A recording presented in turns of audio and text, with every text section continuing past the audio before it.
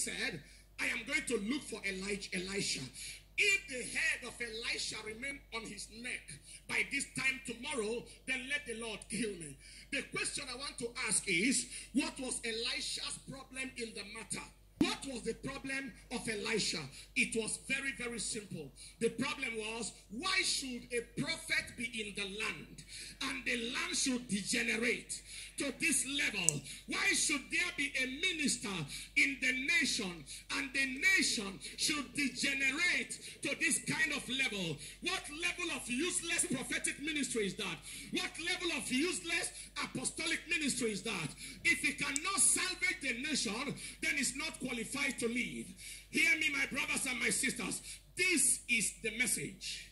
The prophet is to be held responsible for the problems of the land.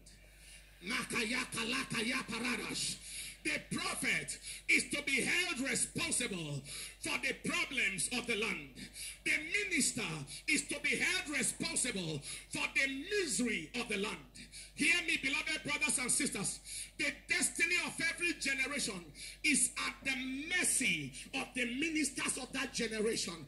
The destiny of Nigeria is at the mercy of the ministers in Nigeria. My dear brothers and sisters, the Bible said while these things was happening, Elisha sat down. He was relaxed with his people. Beloved, hear this. The relaxation of the prophet is the reason for the frustration of the people. In any nation, in any generation, the relaxation of the minister is the reason for the frustration of the people. Hear me, brothers and sisters. The worst thing that can happen to any generation is to be under the leadership of prophets that are satisfied. The worst thing that can happen to any generation is to be under the leadership of prophets that are satisfied with the state of themselves and the state of their generation. Hear me, sir. The problem of God is not with the wickedness of the devil. The problem of God in any generation has never been with the hardness of the ground. It is not with the corrupt politicians. That is not what God is battling with. I share with you 3 things about prophets that God has problem with. Number 1, the problem of God is with prophets that are settled and satisfied. Number 2, the problem of God is with ministers that are insensitive to the needs of their generation. They are insensitive to the needs of their generation.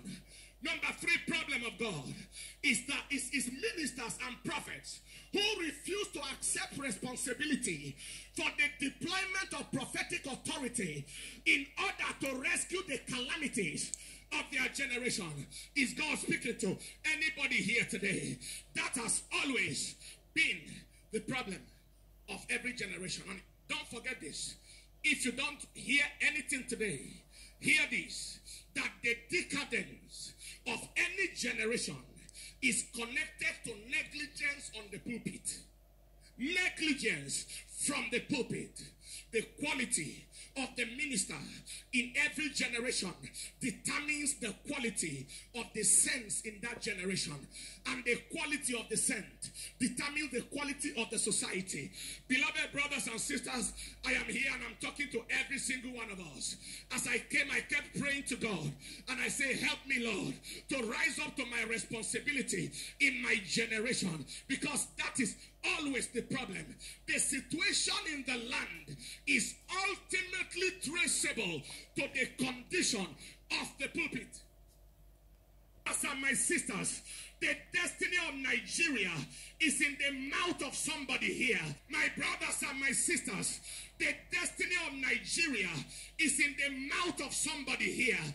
My brothers and my sisters, the destiny of Nigeria is in the mouth of somebody here. And hear me, and hear me well. I want you to take note of these 3 things I'm about to say. 1, you do not exist for a congregation. The minister does not exist for the congregation.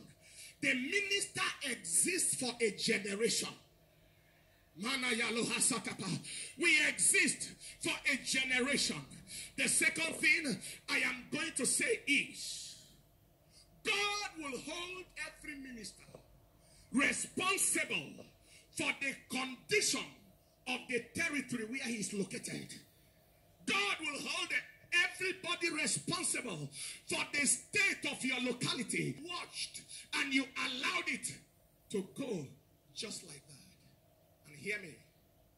I thank the Lord for that the church has grown in materiality, but has dived in spirituality. Let me say this, number 3.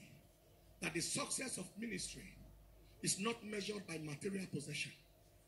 The success of ministry is measured by societal impact. What will your community miss if your church is no longer there? I thank the Lord for our church has grown in materiality, but has dived in spirituality. Let me say this, number 3. That the success of ministry is not measured by material possession. The success of ministry is measured by societal impact. What will your community miss if your church is no longer there? That is the measure of the relevance of that ministry. What will Nigeria miss if your church is no longer in existence? That is the measure of success. And hear me, if your presence is not felt in your generation, your absence will never be noticed. And if your presence is not felt and your absence is not noticed, then it means your presence was not needed. Absence will never be noticed. And if your presence is not felt and your absence is not noticed, then it means your presence was not needed. Your presence is not felt, your absence will not be noticed. If your presence is not felt and your absence is not noticed, then it means that your presence was not needed. Beloved, it is time to wake up and ask ourselves the question: what is Nigeria going to miss if I don't exist? What is the city going to miss if I don't exist? If they miss nothing, then there is a need for a redefinition of that calling, a redefinition of that assignment. I go back